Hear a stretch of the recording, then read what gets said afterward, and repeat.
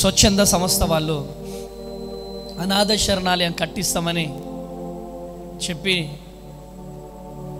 నా స్నేహితుల ద్వారా నేను మోసపోయిన తర్వాత ఇల్లందులో సిటీ ప్యాలెస్ ఉంటుంది. ఆ సిటీ ప్యాలెస్ దగ్గరికి వెళ్ళి చాయ్ తాగుతుంటే నీ ముఖానికి నువ్వు అనాథ శరణాలయం పెడతావరా థూ అన్నారు. నన్ను వెళ్ళి రూమ్లో ఒక్కడినే ఏడుస్తా ఉండేవాడిని. బయటికి వచ్చేటోడిని కాదు. నేనేమో అనాథ శరణాలయం పెట్టబోతున్నా అని చెప్పి అందరికీ చెప్పుకున్న తర్వాత తీరా చూస్తే నాకు నా ద్వారా పెట్టిస్తా అన్న వాళ్ళు నన్ను మోసం చేశారు, వదిలేశారు. నన్ను ఒంటరి అయిపోయిన తర్వాత ఏడుస్తున్నాను, బాధపడుతున్నాను. ఎవరితో బాధ చెప్పుకోవాలన్నా ఎగతాళి చేస్తారు. అందుకనే ఆ రూమ్లో పడుకొని ఏడుస్తూ ఉండేవాడిని. ఆ రూమ్లో పడుకొని ఒంటరిగా కుమిలిపోయేవాడిని, ఒంటరిగా ఏడుస్తూ ఉండేవాడిని. ప్రభువా, నువ్వు లేకుండా లోకం వైపు తిరిగానయ్యా. అయ్యా నన్ను వాడుకో ప్రభువా, నేను అనేక మంది అనాథల కోసం బ్రతకాలయ్యా, నన్ను బ్రతికించయ్యా, అనేక మంది కొరకు బ్రతకాలని ప్రార్థన చేస్తునేవాడిని. రూమ్లో తినడానికి తిండి ఉండకపోయేది, రూమ్లో అసలు బియ్యం ఉండకపోయేటి. అలా కష్టాలు పడుతున్నటువంటి నేను ఏడుస్తూ ఉండేవాడిని. చిన్నప్పటి నుంచి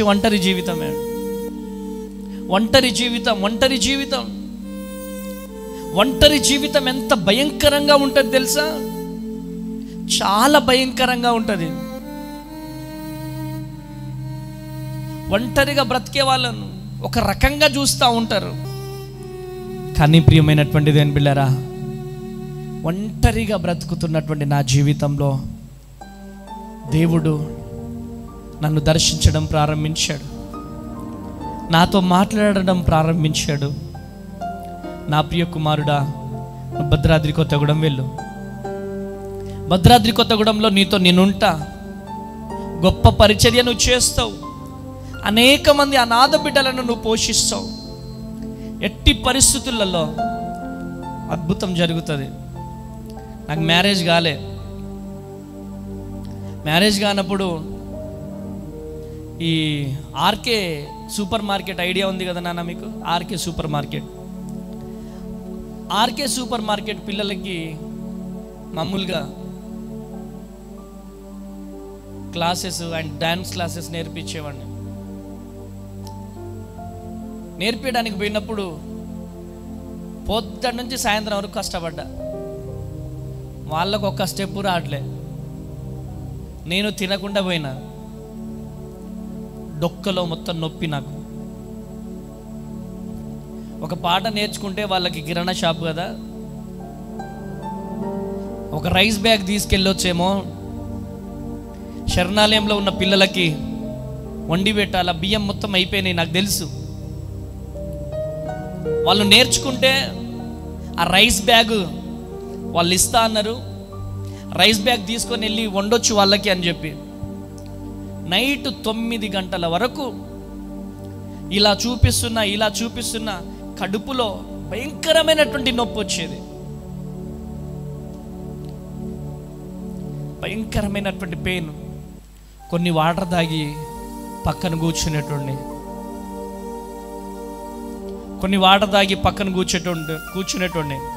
మీరేయండి నాన్న అని చెప్తే వాళ్ళు మరలా మంచిగా వేసేటోళ్ళు కాదు.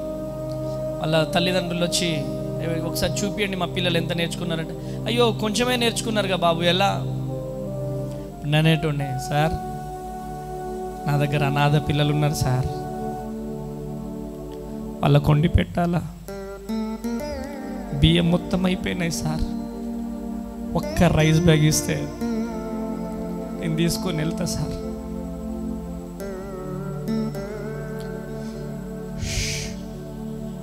ఒక్క రైస్ బ్యాగ్ ఇస్తే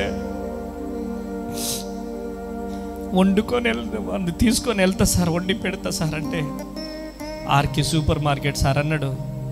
no no no no no, మొత్తం నేర్పించిన తర్వాతనే ఇస్తానగానే గుండె పగిలిపోయాను.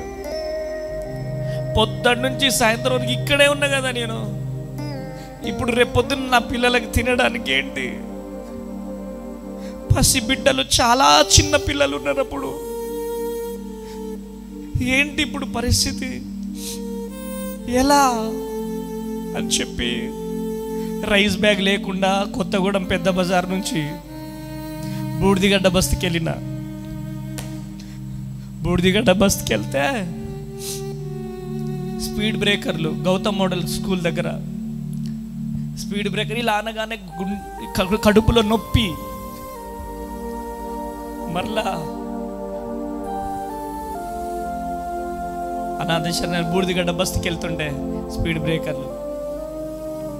వంటుండే అమ్మ అడిగింది, రైస్ బ్యాగ్ తీసుకొచ్చినవా బిడ్డ అంటే, అమ్మ రేపు ఇస్తా అన్నారమ్మా. అయ్యో మరి ఎట్లా అని చెప్తే, హుసేన్ బి అని ఒక అమ్మ ఉండేది బుడిదిగడ్డ బస్తీలో, కిరాణా షాప్ నడిపిస్తుంది అమ్మ. ఇప్పుడు వాటర్ ప్లాంట్ కూడా పెట్టారు వాళ్ళు మా శరణాలయం దగ్గర. అమ్మ ఒక 10 కేజీల బియ్యం అప్పి అమ్మ, మీకు డబ్బులు మేము 2 రోజుల్లో ఇస్తాం, అనాథ బిడ్డల్ని పోషిస్తున్నానమ్మా అని చెప్పినప్పుడు ఆ హుసేన్ బి అమ్మ, అయ్యయ్యో బాబు పర్లేదు బాబు, అసలే మాది రంజాన్ వచ్చింది తీసుకెళ్ళు నాన్న అని చెప్పి 10 కేజీల బియ్యం తీసుకెళ్ళి వండినాను. ప్రియమైనటువంటి దేవుని బిడ్డలారా, మరలా నెక్స్ట్ రోజు వెళ్ళి బియ్యం వండినాం. వాళ్ళకు డాన్స్ నేర్పించి సాయంత్రం వరకు కష్టపడితే సగం నేర్చుకున్నారు. సార్ ఏంటి సార్ అంటే, సరేలే ఇస్తలే అని చెప్పి ఇచ్చినప్పుడు ఆర్కే సూపర్ మార్కెట్ వాళ్ళు తీసుకెళ్ళి వండినాం. ప్రియమైనటువంటి దేవుని బిడ్డలారా, పాల్వంచ కేటీపీఎస్ తెలుసు కదా, కేటీపీఎస్ జెన్కో కాలనీలో మన అమ్మ అనాథ శరణాలయం నుంచి నేను మీటింగ్ పెట్టిన.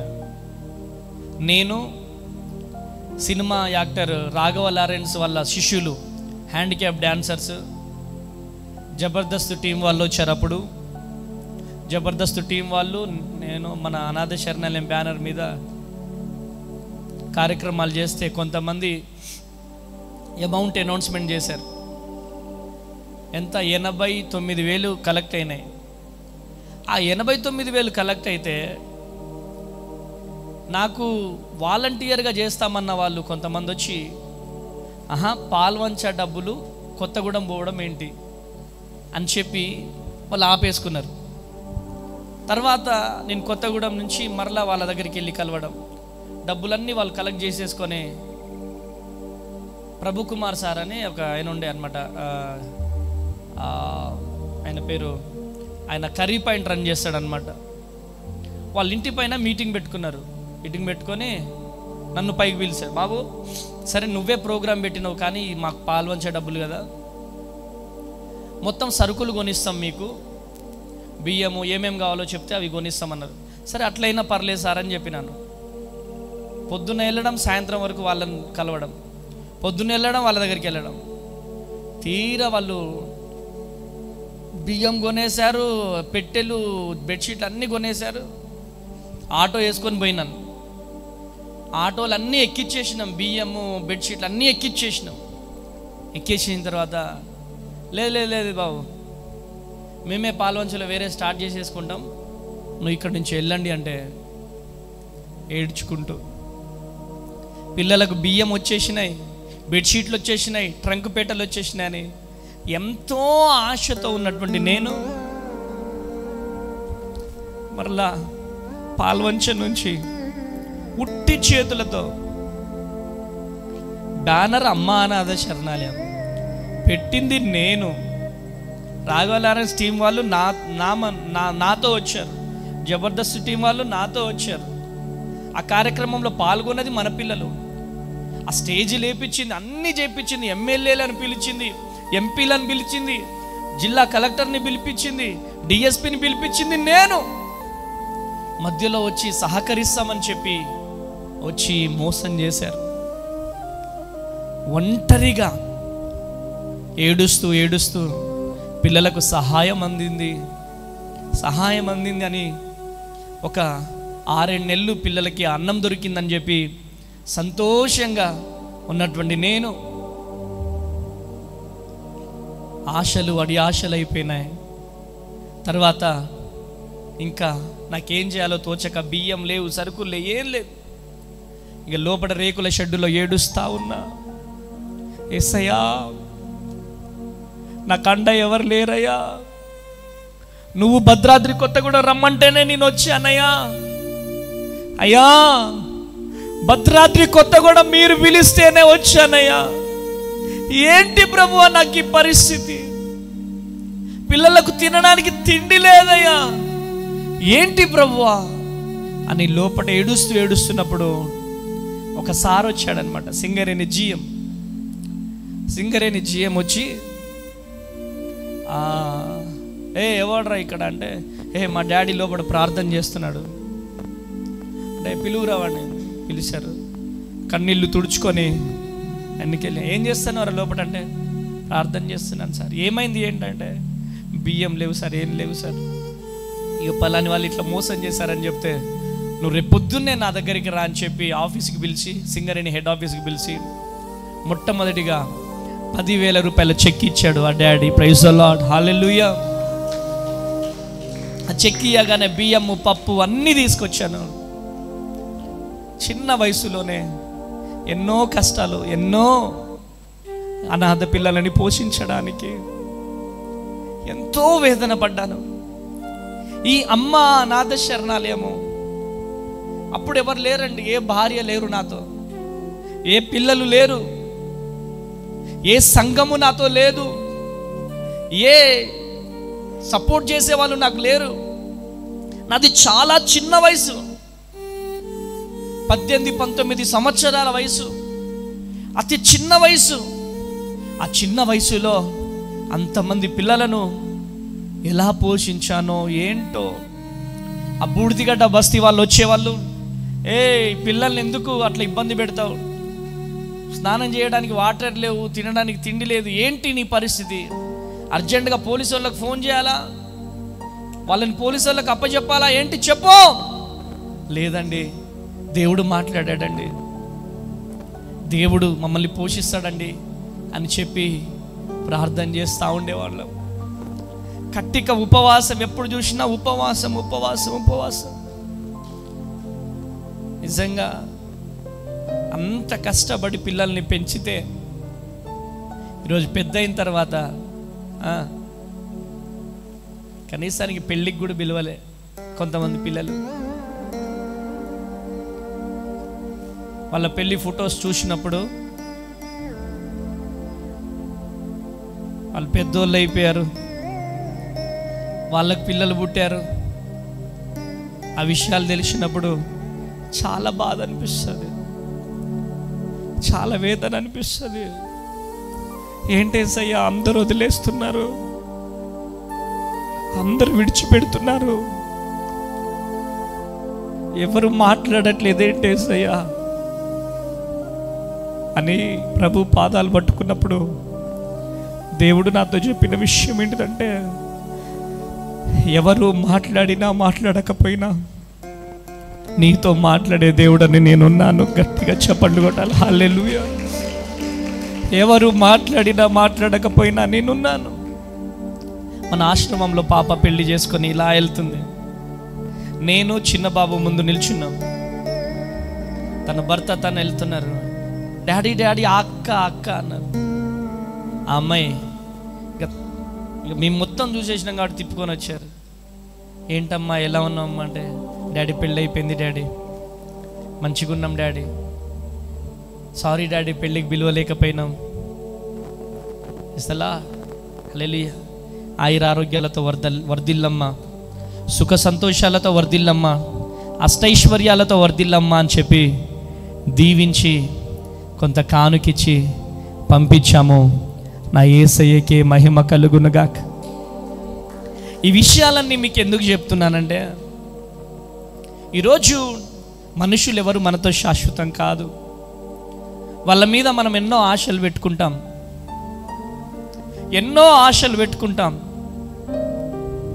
కానీ వాళ్ళ ఆశలు వేరే ఉంటాయి. వాళ్ళ మీద ఎన్నో మనము పెట్టుకుంటాం. వాళ్ళని ఇలా చూడాలి, వాళ్ళ జీవితం ఇలా ఉంచాలి, వాళ్ళ జీవితాన్ని ఒక లెవెల్లో పెట్టాలి అని చాలా మనం ఆశపడతాం. కానీ వాళ్ళు మాత్రానికి మనల్ని లెక్క చేయరు.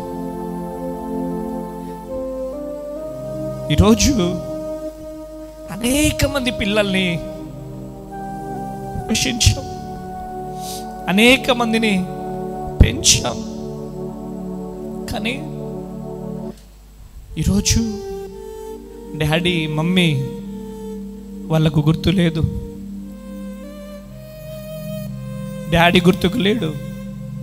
ఎందుకంటే పెద్దవాళ్ళు అయిపోయారు. డాడీ నిన్ను వదిలిపెట్టాను, డాడీ నీ కొరకు నిలబడతా, నీ ఆశయం కొరకు నేను నిలబడతా, ఈ ఆశ్రమంలో చదువుకొని నేను వెళ్ళిపోను డాడీ, నేను కూడా నీకు అండగా నిలబడి మనం అనేక మందికి పోషిద్దాం డాడీ అని చెప్పిన బిడ్డలు వారి జీవితం, వారి వివాహం చూసుకొని వెళ్ళిపోయినారు. కానీ ఎవ్వరు విడిచిపెట్టినా నా జీవితంలో, ఎవ్వరు నన్ను విడిచిపెట్టినా నా యేసయ్య నన్ను విడిచిపెట్టే దేవుడు కాదు. కనుక మనుషుల మీద మనం ఆధారపడొద్దు, బంధువుల మీద మనం ఆధారపడొద్దు, రక్త సంబంధికుల మీద మనం ఆధారపడొద్దు. హల్లెలూయా, హల్లెలూయా. మనుషులు ఎలా తయారైపోయారంటే మన గుండె తీసి ఇచ్చిన దాంట్లో కూడా స్వార్థం. వాళ్ళు ఎట్లాగో చచ్చిపోయినలు, గుండె ఎవరికో ఒకరికి ఇయ్యాలిగా కాబట్టి ఇచ్చారు అని ఆలోచించే సభ్య సమాజంలో మనం బ్రతుకుతున్నాం. చివరికి గుండె తీసి ఇచ్చినా అంత గొప్ప ప్రేమను కూడా రిసీవ్ చేసుకోలేని సమాజంలో మనం బ్రతుకుతున్నాం.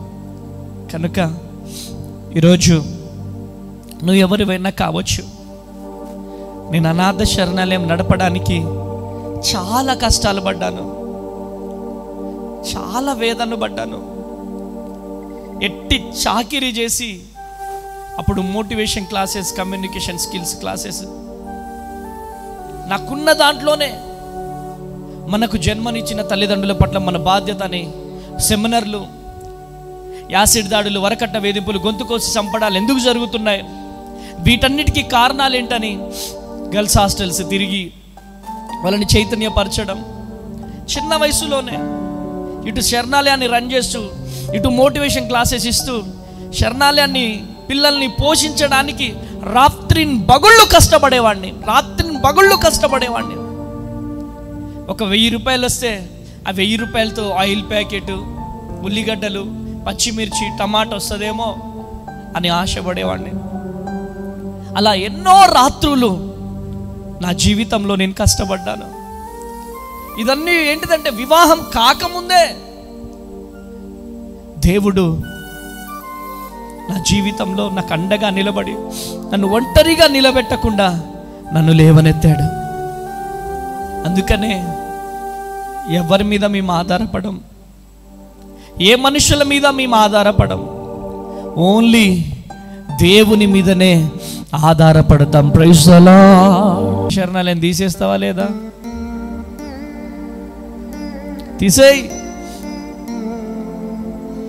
తీసేస్తావా లేదా? తీసేయి. Praise the lord.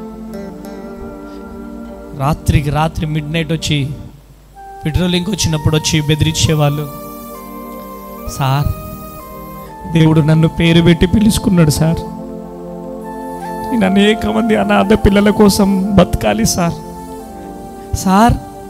నన్ను దేవుడు పేరు పెట్టి పిలుచుకున్నాడు సార్, ప్లీజ్ సార్ అని చెప్తే ఆ పోలీసు వాళ్ళు వచ్చి, రేపు పొద్దున్నే నువ్వు స్టేషన్కి రాకపోతే నిన్ను అరెస్ట్ చేస్తాం రే, నీ మెక్కలు ఇరగొడతాం రే, నీ తోలు తీస్తాం రే. ఏం పేరు అది, అమ్మతేజ అని. ఎట్లా పడితే అట్లా బూతులు తిట్టేవాళ్ళు. నాకు నిద్ర పట్టకపోయేది. ఒక్కడనే ఏడుస్తూ ఏడుస్తూ ఏడుస్తూ ప్రార్థన చేసేవాడిని, ఏడ్చేవాడిని భయంకరంగా. అయ్యా రేపొద్దున పోలీసు వాళ్ళు రావద్దయ్యా, నా జీవిత ఆశయం ప్రభు అనేక మంది అనాథ పిల్లల కోసం బ్రతకడం, రేపు ఉదయం పోలీసు వాళ్ళు రావద్దయ్యా అని ప్రార్థన చేసి ప్రభు పాదాలు పట్టుకొని ఏడ్చేవాడిని. ఏడ్చినప్పుడు పోలీసు వాళ్ళు రేపు మార్నింగ్ వస్తారనగా పోలీస్ జీప్ వచ్చి ఆగింది. భయపడుతూ లోపటున్న స్తోత్రం స్తోత్రం స్తోత్రం యేసయ్యా అని ప్రార్థన చేస్తున్నా. నేను ఒక రైస్ బ్యాగ్ ఉన్ను అరటికాయ గెల తీసుకొని వచ్చి మీ శరణాలయానికి నేను ఇస్తున్నానని చెప్పాడు. గట్టిగా చెప్పలు కూడా. ఎవరు ఎవరు నైట్ పెట్రోలింగ్కి వచ్చిన ఆయన, రే నీ సంగతి చెప్తారా రే అని చెప్పి బెదిరించిన ఆయన. ఒక రైస్ బ్యాగు అరటికాయ గెల తీసుకొచ్చి, సార్ నైట్ అట్లా అన్నారు కదా సార్ అంటే, నైట్ తాగున్నాం లేరా, నీ వయసు ఎంత ఉంటుందిరా సార్? 20 ఉంటుంది సార్. ఇంత చిన్న వయసులో ఇదంతా ఏందిరా సార్? సార్ మా అమ్మ చిన్నప్పుడే చచ్చిపోయింది సార్, మా అమ్మ ఎట్లుంటుందో కూడా నాకు తెలియదు సార్. నాలాంటి అనాథల కోసం బతకాలని అమ్మ ప్రేమకు దూరమైన నేను అమ్మ అనే పేరుతో ఈ అనాథాశ్రమాన్ని స్టార్ట్ చేసినాను సార్. ప్లీజ్ సార్ నన్ను డిస్టర్బ్ చేయకండి సార్ అంటే, అరే రే రే ఇంత మంచి కాన్సెప్ట్తో నువ్వు పెట్టినావు, నీకు ప్రతి నెల 500 నేను ఇస్తా, ప్రతి నెల నేను సపోర్ట్ చేస్తా, మా పోలీసు వాళ్ళతో ఇప్పుడు మాట్లాడిస్తా. ఓఎస్డి సార్ ఉంటారు ఇక్కడ, ఆ పోలీస్ స్టేషన్, మా పోలీస్ క్యాంపు పెడతా ఉంటారు, వాళ్ళ దగ్గరికి వెళ్ళి నీకు నేను మీటింగ్ పెట్టిస్తా అని చెబితే అక్కడికి తీసుకెళ్ళిండు. అక్కడికి తీసుకెళ్ళి నాతో పాటలు పాడిచ్చాడు. నా శరణాలయం గురించి నేను చెప్పగానే నెలకొక పోలీస్ బెటానియల్ వాళ్ళు వచ్చి బియ్యము పప్పు ఉప్పు అట్లా హెల్ప్ చేసేవాళ్ళు. శరణాలయాన్ని నడపడానికి ఎన్ని కష్టాలంటే అన్ని కష్టాలు. కొన్నిసార్లు జీవులలో కార్లో వాళ్ళు వీళ్ళు వచ్చి, అరే బాబు ఈ అనాథాశ్రమం ఓనర్ ఎవరో పిలువురా, అరే నిన్నేరా బాబు ఈ అనాథాశ్రమం ఓనర్ ఎవరో పిలువురా బాబు అని చెప్పి నన్ను అనేవాళ్ళు. సార్ ఎవరు లేరు సార్, నేనే సార్ రన్ చేసేదంటే, నువ్వు ఇంత చిన్నగా ఉన్నావు నువ్వు ఎట్లా రన్ చేస్తావురా అంటే, లేదు సార్ నేనే సార్ రన్ చేసేదని చెప్పేవాడిని. ఎన్ని కష్టాలు పడేటుండే అంటే శరణాలయం రన్ చేయడానికి. ఆ రేకుల షెడ్డు చాలామంది పిల్లలు ఉండేవాళ్ళు కదా, 10 రోజులకు ఒకసారి సెప్టిక్ ట్యాంక్ నిండిపోయేది. 10 రోజులకు ఒకసారి సెప్టిక్ ట్యాంక్ నిండిపోయేది. ఆ 10 రోజులకు ఒకసారి 1500 రూపాయలు అది ఖాళీ చేయించడానికి. అసలు ఎన్ని కష్టాలు పడ్డామో, ఎలా రెంట్ కట్టుకునే వాళ్ళమో. ఆ ఇల్లు ఖాళీ చేయమన్నారు, మళ్ళీ వేరే దగ్గరికి వెళ్ళినాం. వేరే దగ్గరికి వెళ్తే అది ఇస్తరాకుల కంపెనీ. ఆ ఇస్తరాకుల కంపెనీ పెట్టారు, దాంట్లోనేమో కరెంట్ లేదు, రెంట్కైతే ఇచ్చేశారు. 40 రోజులు కరెంటు లేకుండా దాంట్లోనే ఉన్నాం. దోమలు, పైన చూస్తేనేమో బీఫ్ కట్ చేస్తారు, దాని బ్లడ్ మొత్తం ఆ రేకుల షెడ్డు ముందు నుంచే వెళ్తుంది, కంపు స్మెల్ కొడుతుంది, ఫుల్ దోమలు ఉండేటి. డిఈ గారు, ఎలక్ట్రికల్ డిఈ గారు మల్లికార్జున్ గారు ఎక్కడున్నారో కానీ ఆ సార్ ఎక్కడున్నా ఆరోగ్యాలతో వర్దిల్లాల. ఆ సార్ దగ్గరికి వెళ్ళి రిక్వెస్ట్ చేసినాను, సార్ ఇలా దాని మీద 50,000 పెనాల్టీ ఉంది సార్, కట్ చేశారు సార్, దాంట్లో మేము అనాథ శరణాలయం పెట్టినాం, దయచేసి సార్ నెలకు ఒక 3,000 కట్టుకుంటాం సార్, ప్లీజ్ సార్ హెల్ప్ చేయండి సార్ అని చెబితే, లేదు బాబు తప్పకుండా నేను హెల్ప్ చేస్తానని చెప్పి ఆయనే కారు వేసుకొని వచ్చి ఆయనే కరెంట్ ఫిట్ చేయించి ఆయనే మీటర్ పెట్టించాడు. ఆయనని నా దేవుడు దీవించునుగాక. హల్లెలూయా, హల్లెలూయా. ప్రియ దేవుని జనాంగమా, నా జీవితంలో ఈ అనాథాశ్రమం కోసం చెమట రక్తముగా మార్చిన నేను అంత చిన్న వయసులోనే వీళ్ళను పోషించాలా, బిడ్డలను పోషించాలని చెప్పి మన స్కూల్లో, మన శరణాలయంలో 10th క్లాస్ వరకు పిల్లలు అయ్యారు. 3 పిల్లలు ఉంటే ఈవినింగ్ టైము వేరే పిల్లలు తల్లిదండ్రులు ఒక తల్లిదండ్రులు బోండా పెట్టేవాళ్ళు పిల్లలకి, అందరికీ ఒక్కొక్క రోజు ఒక్కొక్క తల్లిదండ్రులు పెట్టేవాళ్ళు. అరే మన ఆశ్రమం పిల్లలు మీరు పెట్టలేరా అని చెప్పేసి అంటే, అరే అందరూ పెడుతున్నారు మీరెందుకు పెట్టరా అని చెప్పి ఫ్రెండ్స్ చెప్పారంట. ఆ రోజు నుంచి ఆ స్టడీ అవర్లో ఉండకుండా మన పిల్లలు వచ్చేస్తున్నారు. నేను బైక్ వేసుకొని ఆ స్కూల్ నుంచి పోతుంటే 10th క్లాస్ పిల్లలు అక్కడ ఉన్నారు. ఏంట్రా నాన్న అందరున్నారు మీరే వచ్చేసారేంట్రా అంటే, డాడీ ఒక్కొక్క రోజు ఒక్కొక్క తల్లిదండ్రులు నూడిల్స్ ఒక రోజు పెడుతున్నారు, బోండా ఒక రోజు పెడుతున్నారు, బజ్జీలు ఒక తల్లిదండ్రులు పెడుతున్నారు. డాడీ మేమేం పెట్టట్లేదు కదా డాడీ, మాకు తినాలనిపించట్లేదు డాడీ అని చెబితే, మీరు నమ్మకపోండి, అద్భుతమైనటువంటి రీతిలో నా దగ్గర ఉన్న డబ్బులతో ఆ స్కూల్లో ఉన్న వాళ్ళందరికీ ఒకరోజు నూడిల్స్ చేసుకొని పోయినాం. Praise the Lord. ఒకరోజు బోండా చేసుకొని పోయినాం, ఒకరోజు బిర్యానీ చేసుకొని పోయినాం. నా యేసయ్యకే మహిమ కలుగునుగాక. ఎక్స్కర్షన్స్కి వెళ్తున్నారు వైజాగ్ అని చెప్తే, వైజాగ్ బొర్ర గుహలు అవన్నీ చూడడానికి వెళ్తున్నారంటే 3 పిల్లల్ని సెల్లిచ్చి డబ్బులు ఇచ్చి ఒక్కొక్కరికి 3,000 రూపాయలు ఇచ్చి పంపించాను. ఈరోజు ఆ పిల్లలు కూడా డాడీ ఎలా ఉన్నారని కూడా మాట్లాడడం లేదు, ఎందుకంటే వాళ్ళంతా పెద్దోళ్ళు అయిపోయారు. ప్రైజ్ ది లార్డ్, హల్లెలూయా. ఎందుకు ఈ మాటలు చెబుతున్నానంటే, నా వయసు చిన్నదే కానీ అనుభవం పెద్దది. ఎవ్వరు ఏం చేసినా, ఎవరు మనల్ని ఒంటరిగా వదిలిపెట్టినా మన దేవుడు మనల్ని ఒంటరిగా వదిలిపెట్టే దేవుడు కాదు. ప్రైజ్ ది లార్డ్, హల్లెలూయా, హల్లెలూయా. మనము ఒంటరిగా ఉన్నప్పుడు ఈరోజు మనల్ని ఎవ్వరు లెక్క చేయరు. మన స్థితి చిన్నగా ఉన్నప్పుడు మనల్ని ఎవరు లెక్క చేయరు. ఎప్పుడైతే మనకు స్థితి వస్తుందో అప్పుడు అందరూ పరిగెత్తుకుంటూ వస్తారు. హల్లెలూయా. అమ్మ తేజ పాస్టర్ ఎవరు అనుకుంటున్నావు? మా అల్లుడే. అమ్మ తేజ పాస్టర్ ఎవరు అనుకుంటున్నావు? నా కొడుకు వరుస అవుతాడు, మా బిడ్డే, మా చెల్లి బిడ్డే, మా తమ్ముడు బిడ్డే. Praise the Lord. మనుషుల ప్రేమలవే. ఎప్పుడైతే దేవుని పాదాలు పట్టుకొని యాకోబు గోచాడాడో యాకోబు చరిత్ర మారిపోయింది. గట్టిగా చప్పట్లు కొట్టాలి, గట్టిగా చప్పట్లు కొట్టాలి. హల్లెలూయా.